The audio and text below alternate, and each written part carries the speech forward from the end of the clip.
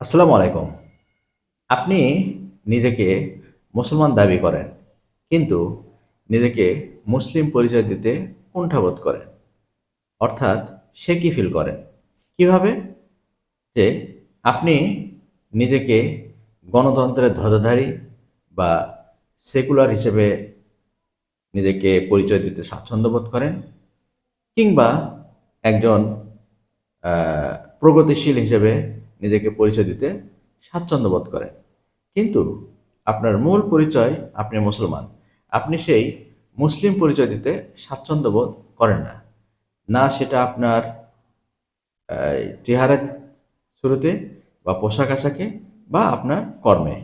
অর্থাৎ যখন আপনি নিজেকে এসব এই পোশাক আশাকে বা নিজের কর্মে মুসলমান পরিচয়টা তুলে ধরবেন, তখন আপনি ভাবেন যে হয়তো অন্যরা আমাকে ভাববে মৌলবাদী।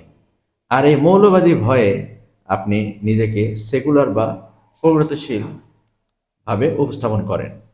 আপনি কি ভেবে দেখেছেন যে এই মৌলবাদীটাই আপনার স্বকীয়তা?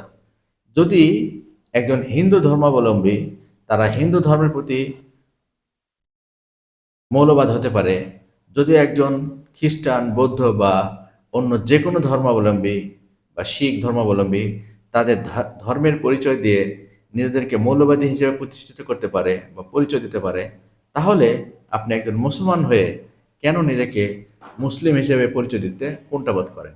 এর কারণ আপনার ভেতরে জেঁকে বসেছে সেকুলার মতবাদ।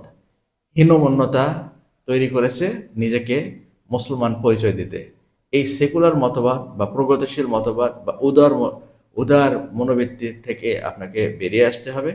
আপনি মুসলমান হলে আপনাকে অবশ্যই মুসলিম হিসেবে নিজেকে পরিচয় দিতে হবে, এবং সেটাই হওয়া উচিত আপনার স্বকীয়তা।